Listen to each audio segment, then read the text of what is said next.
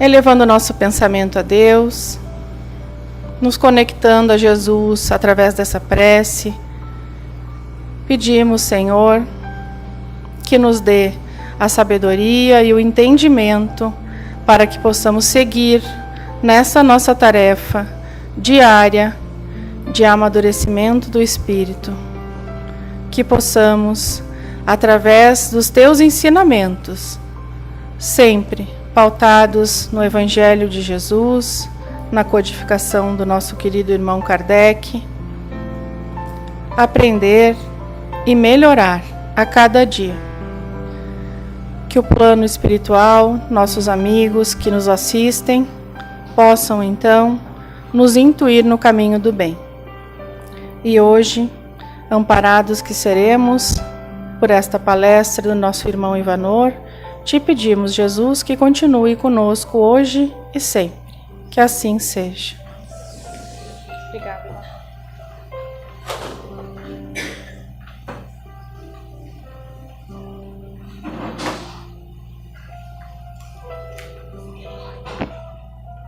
Boa tarde, estimadas irmãs, estimados irmãos. Nós estamos todos aqui buscando a casa espírita e, com certeza, buscando um entendimento maior acerca do espiritismo. Então, estamos todos de parabéns, né? Porque buscar o conhecimento é o primeiro passo para o nosso crescimento, né? O título já entrega, né, do que vamos falar. Agradece sempre, obviamente, está se referindo ao exercício da gratidão. Então, é fácil ser grato, ou será que não? Porém, o título diz: agradece sempre. Agradecer sempre quer dizer agradecer tudo. Será que é tão fácil ser grato às coisas desagradáveis? Claro que não, né? A gente consegue até entender e exercer a gratidão para as coisas boas, mas ser grato para as coisas desagradáveis, para os momentos de dificuldade, aí já é mais difícil.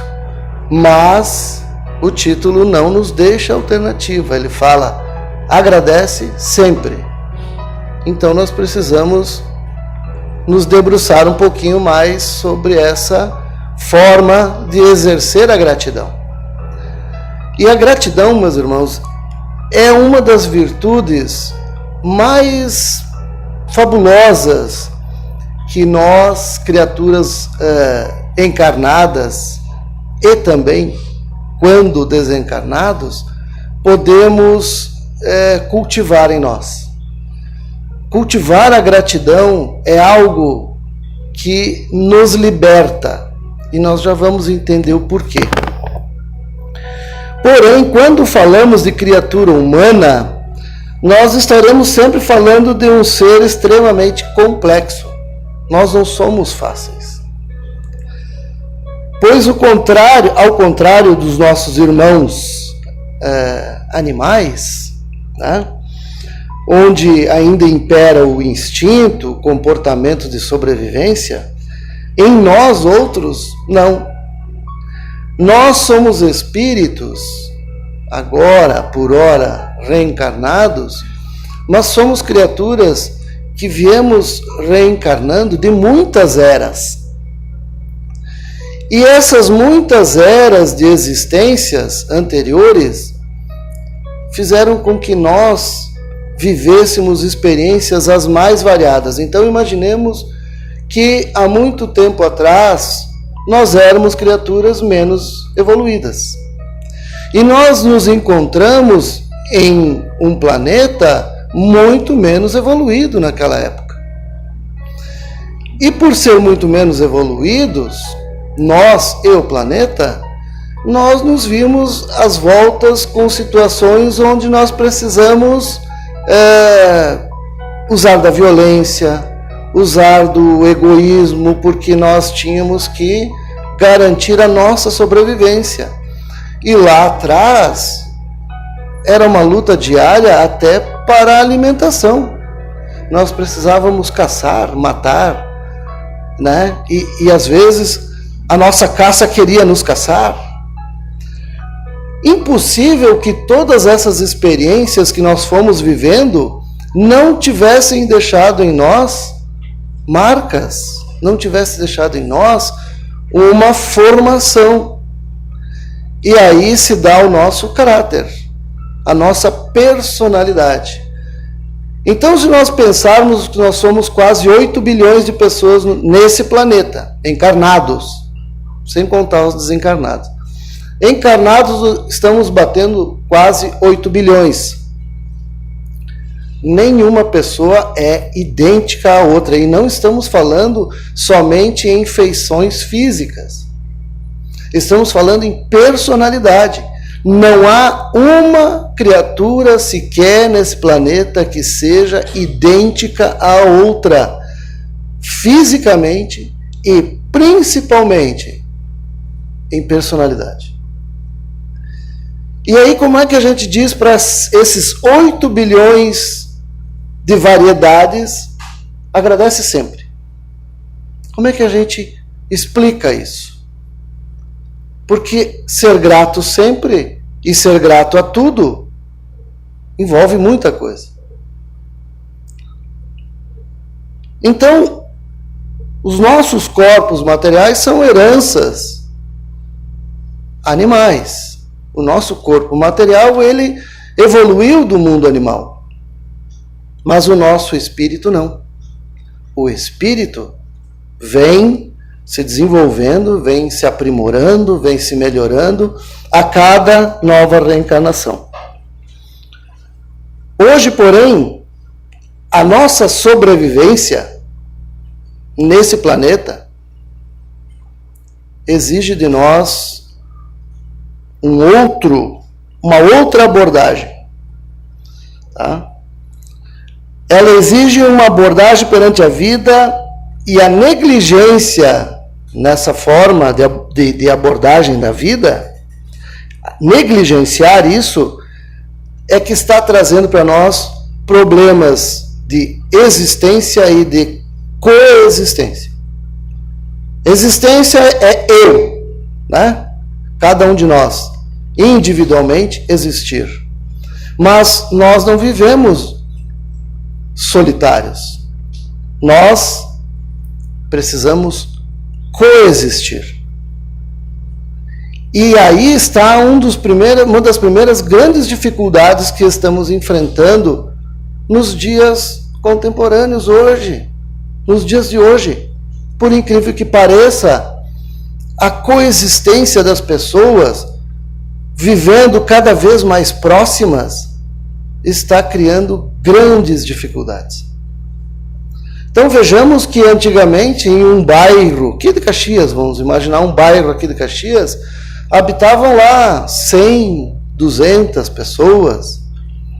Eu nasci e cresci no bairro São José, que muitos conheceram por bairro Getal até, né, tempo atrás. Agora, essas pessoas que conheciam por bairro Getal, muitas delas já não estão mais nesse plano, mas era um bairro onde habitava lá 200, 300 pessoas no máximo.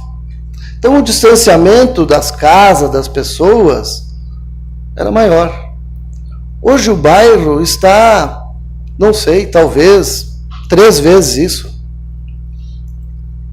E aí começam os conflitos, começam os problemas de coexistência, de se aceitar, de entender, né? Todos os passos que a criação terrena tem dado em direção ao aperfeiçoamento foram a custas de dificuldades e sofrimentos. Então, se nós não tivéssemos as dificuldades, e aí a gente começa a tentar entender essa questão da gratidão, se não fossem as dificuldades, nós não teríamos chegado até aqui. Se viver em caverna fosse bom, hoje estaria faltando caverna para todo mundo, porque nós estaríamos vivendo nela ainda. Se andar nu fosse agradável, não existia as fábricas de têxtil, de roupa, nem existia. Porque o ser humano busca sempre a zona de conforto. Isso é nosso, é intrínseco nosso. Nós buscamos sempre o mais fácil.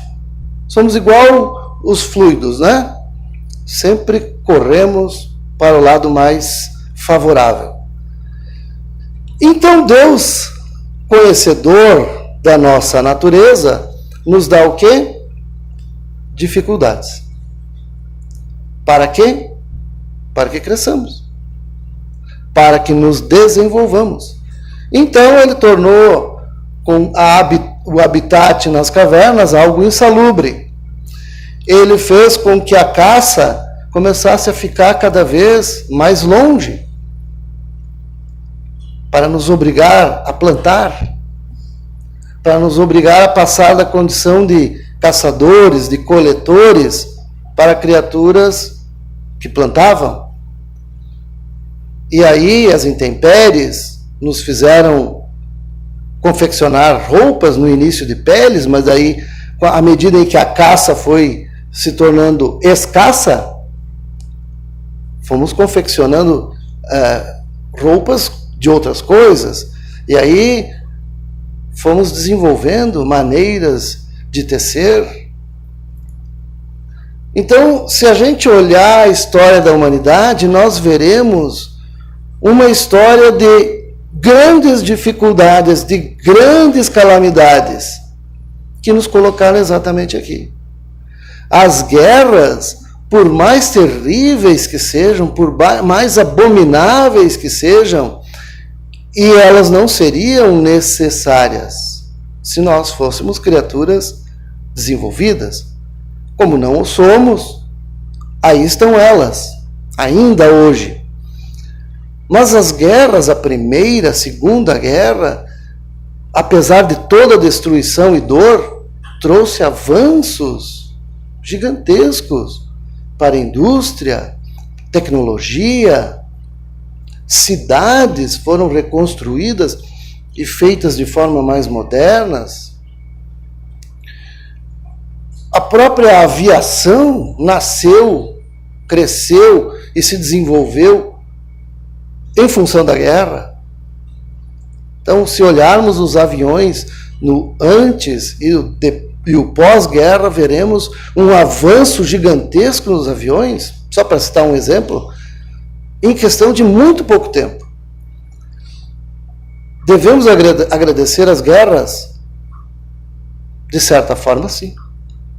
Não é o motivo pelo qual elas foram criadas, mas agradecê-las como um mal que acabou se tornando um bem, muito embora tenha sido perturbador e destruidor de inúmeras famílias.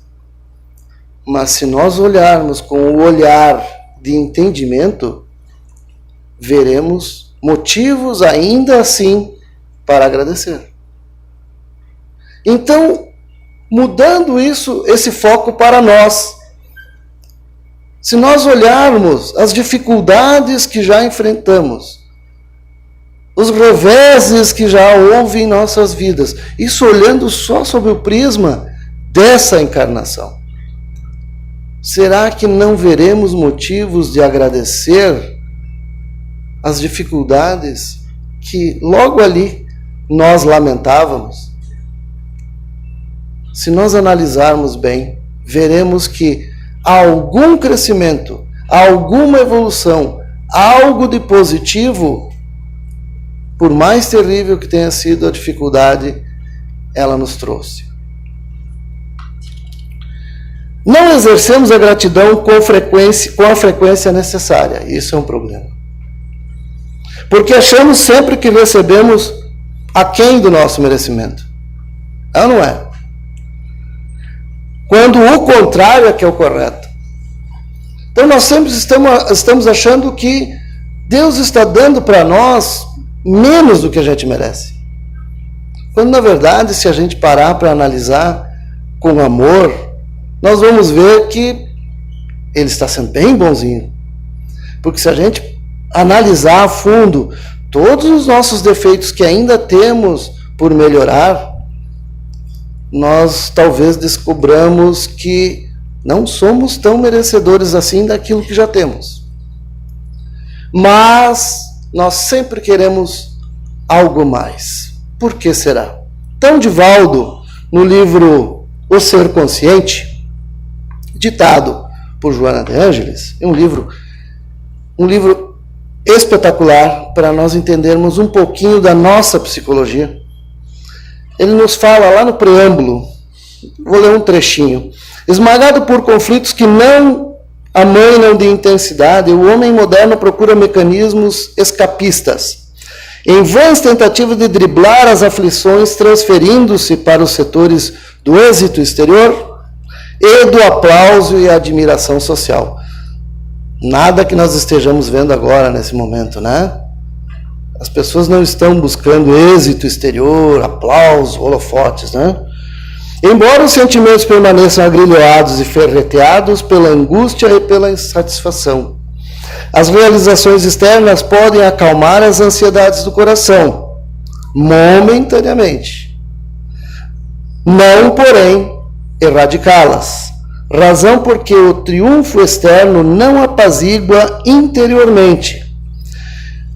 Então, se nós olharmos, nós vamos ver N exemplos de criaturas extremamente bem-sucedidas externamente, né? Sucesso, reconhecimento público, talento, dinheiro, beleza, tudo que um ser mortal pode sonhar. E, no entanto, volta e meia descobrimos que a pessoa está tomando, se intoxicou com antidepressivos, ou então está internado fazendo tratamento contra drogas das mais variadas, ou então está em absurda depressão. Por que será? Se ela tem todo o êxito que qualquer um sonharia, o que está faltando? O que falta para essa criatura? Será que não está faltando gratidão? Será que se nós exercermos a gratidão, nós não seremos um pouquinho mais felizes? Será que hoje, quando acordamos pela manhã, lembramos de, ao despertar, dizer assim, obrigado, meu Deus, por mais essa oportunidade, porque cada dia é isso. Cada dia é mais uma oportunidade de fazermos melhor, de fazermos mais. Não falando em questões financeiras, não é isso. Fazer mais e melhor não é ter mais dinheiro, não é ter mais status. Aqui está a prova. As criaturas que têm tudo isso e não são felizes. Fazer mais é fazer mais por nós, é buscar um conhecimento novo, é auxiliar alguém, é satisfazer-se pelo simples fato de ter auxiliado, de ter se colocado à disposição. Se nós hoje desencarnássemos, o que nós gostaríamos que escrevessem lá na nossa lápide? O que nós deixaríamos de legado se nós desencarnássemos hoje? E isso todos nós estamos sujeitos, né? Porque a gente não sabe quando isso ocorrerá. Que legado deixaremos? Será que as pessoas vão lembrar de nós como? Esse sujeito vivia de mau humor, reclamando, não agradecia as pessoas, um simples obrigado às vezes parece que tira pedaço. Ou então, sempre que precisavam dele ele nunca podia. Aquelas pessoas que nunca estão disponíveis, né? Mas querem que todo mundo esteja disponível para elas. Então, nos façamos essa pergunta: se hoje eu partisse, o que ficaria de mim? Os bens materiais vão ser dilapidados, divididos, muito ou pouco, não irá conosco. O que irá conosco? Somos afetivamente carentes por não buscarmos o conforto nas coisas divinas. Acabamos nos contentando com os aplausos e os holofotes, as honrarias, as bajulações e os elogios, mas tudo isso, meus irmãos, é muito transitório. E quando não conseguimos ou os perdemos diante da transitoriedade da vida, nós nos frustramos e muitas vezes a vida passa a não ter mais sentido. Simplesmente porque a gente deu o sentido errado a ela. Nós não estamos dando o sentido correto à nossa vida. É por isso que não somos gratos. Porque quando nós não enxergamos a vida na sua real acepção, não tem como agradecermos. Mas como é que eu vou ser grato pelas coisas que me fazem sofrer? Ou vamos mais além. Jesus não dizia que nós devíamos dar com uma mão sem que a outra soubesse? Então por que a gratidão é tão importante? Se a pessoa que faz o bem não deve esperar nenhum agradecimento, nenhum reconhecimento, porque deve fazer o bem pelo bem, sem esperar nenhuma recompensa. Então por que é tão importante a gratidão? Aquele que fez o bem precisa do nosso agradecimento? Não, quem precisa da gratidão somos nós. Nós precisamos da gratidão. Não, é o agraciado que precisa ser grato. É ele que precisa exercer a gratidão. E não o agraciador, o benfeitor, que precisa do nosso agradecimento. Tão logo, não é Deus que precisa do nosso agradecimento. Eu não preciso todos os dias dizer obrigado, meu Deus, pela vida, porque Deus está esperando isso de mim. Não, Ele não espera isso. Ele nem... É eu que, quando faço isso, transmuto a minha energia, modifico a minha vibração, me prontifico para a vida, me coloco diante da vida, dos desafios, me coloco de maneira totalmente disponível. É como dizer: Senhor, estou aqui para o que você tem reservado para mim. Gratidão é, basicamente, nós reconhecermos o valor desse momento, dessa oportunidade, e nos colocarmos diante de Deus à sua disposição. E entender que as dificuldades, elas vêm no sentido da nossa necessidade. Então, qual é o sentido da vida?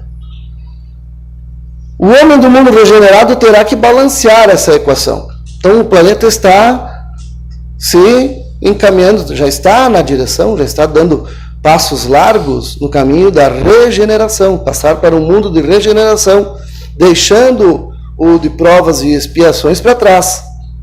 E o homem que vai habitar essa nova condição do planeta terá balanceado essa equação, ou sairá daqui.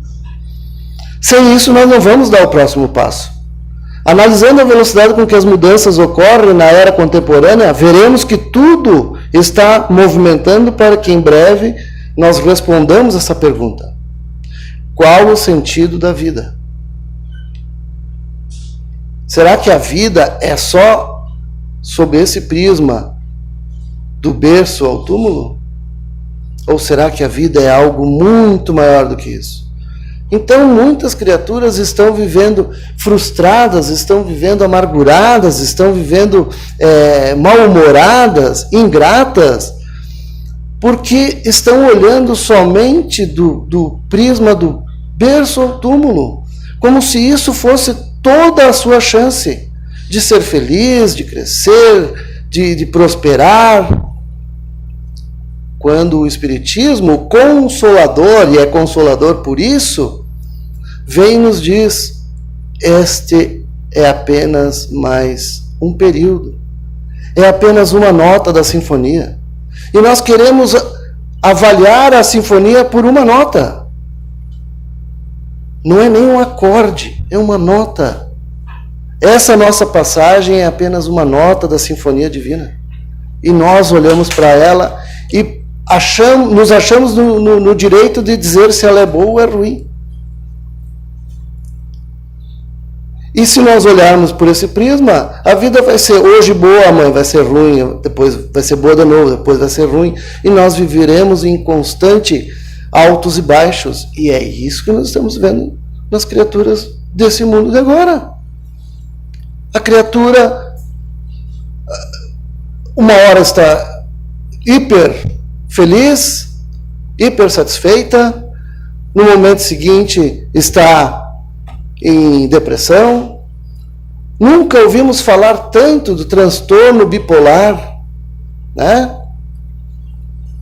E outros transtornos psicológicos que esse livro aqui aborda e nos explica o porquê de tudo isso. Então, prezadas irmãs e irmãos, já dizia Paulo em primeira carta aos Tessalonicenses, lá no capítulo 5, versículo 18, em tudo dai graças, porque esta é a vontade de Deus em Cristo Jesus para convosco. Em tudo dai graças, no bem e no mal, no bom e no ruim, na dificuldade e na bonança, na carência. Então, nós precisamos entender o propósito desse Pai amoroso para nós. E só conseguimos isso quando nós nos olhamos e entendemos que somos criaturas de longas eras. Que esse é apenas mais um trechinho da nossa história. Não está tudo aqui. Tem muita coisa oculta. Tem muitos potenciais nossos que ainda nem afloraram. Então, para encerrarmos, nada mais propício do que uma prece que eu acho que muitos de vocês já ouviram ela sendo explanada por Divaldo Franco. Eu, obviamente, não tenho a mínima pretensão de que ela saia tão bela e lindamente poética como Divaldo atrás para nós, né? Que é uma prece de Amélia Rodrigues, poetisa e educadora baiana que viveu lá 1800 e pouco. Então diz assim a prece: Senhor, muito obrigado pelo que deste, pelo que me dás, pelo ar, pelo pão, pela paz. Muito obrigado pela beleza que meus olhos veem no altar da natureza, olhos que contemplam o céu cor de anil e se detêm na terra verde salpicada de flores em tonalidades mil. Pela minha faculdade de ver, pelos cegos eu quero interceder, por aqueles que vivem na escuridão e tropeçam na multidão. Por eles eu oro e a ti imploro comiseração. Pois eu sei que depois dessa lida, numa outra vida, eles enxergarão. Senhor, muito obrigado pelos ouvidos meus, ouvidos que ouvem o tamborilar da chuva no telheiro, a melodia do vento nos ramos do salgueiro, a dor e as lágrimas que escorrem no rosto do mundo inteiro. Ouvidos que ouvem a música do povo, que desce do morro na praça a cantar, a melodia dos imortais que a gente ouve uma vez e não se esquece nunca mais. Diante de minha capacidade de ouvir, pelos surdos eu te quero pedir, pois eu sei que depois dessa dor, no teu reino de amor, eles voltarão a ouvir. Muito obrigado, Senhor, pela minha voz, mas também pela voz que canta, que ensina, que consola, pela voz que com emoção profere uma sentida oração, pela minha capacidade de falar, pelos mudos eu te quero rogar, pois eu sei que depois dessa dor, no teu reino de amor, eles também cantarão. Muito obrigado, Senhor, pelas minhas mãos, mas também pelas mãos que aram, que semeiam, que agasalham. Mãos de caridade, de solidariedade. Mãos que apertam mãos. Mãos de poesias, de cirurgias, de sinfonias, de psicografias. Mãos que numa noite fria cuida ou lava a louça numa pia. Mãos que à beira de uma sepultura abraça alguém com ternura num momento de amargura. Mãos que no seio agasalham o filho de um corpo alheio sem receio, e meus pés que me levam a caminhar sem reclamar, porque eu vejo na terra amputados, deformados, aleijados, e eu posso bailar. Por eles eu oro e a ti imploro, porque eu sei que depois dessa expiação, numa outra situação, eles também bailarão. Por fim, Senhor, muito obrigado pelo meu lar, pois é tão maravilhoso ter um lar. Não importa se esse lar é uma mansão, um ninho, uma casa no caminho, um bangalô, seja lá o que for. O importante é que dentro dele exista a presença da harmonia e do amor. O amor de mãe, de pai, de irmão, de uma companheira. De alguém que nos dê a mão, nem que seja a presença de um cão, porque é tão doloroso viver na solidão. Mas, se eu ninguém tiver, nem um teto para me agasalhar, uma cama para eu deitar, um ombro para eu chorar, ou alguém para desabafar, não reclamarei, não lastimarei, nem blasfemarei, porque em ti tenho em ti. Então, muito obrigado, porque eu nasci, e pelo teu amor, teu sacrifício, tua paixão por nós. Muito obrigado, Senhor. Obrigado a cada um dos irmãos. Agradecemos a presença de todos. Convidamos os nossos queridos médiuns para fazermos a nossa fluidoterapia. E desejamos um ótimo final de semana a todas as suas famílias e seus lares em paz e muita luz.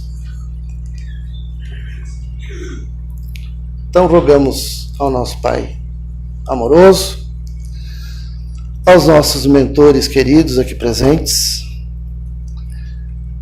e à espiritualidade maior que com os seus trabalhadores abnegados vem em nosso auxílio, trazendo a cada um de nós na medida do necessário e merecido.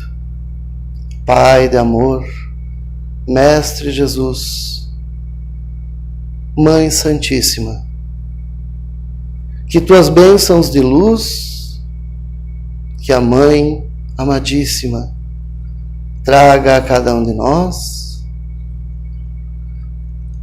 a tua voz em nossas mentes e corações, a embalar nossas emoções, trazendo a cada um o melhor que temos a oferecer, e que possamos botar em prática, Senhor, sem titubear, sem esmorecer, a lei bendita de teu amor,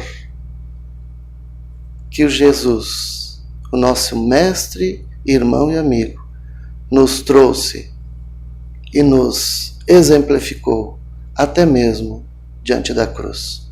Obrigado, Senhor, e que assim seja.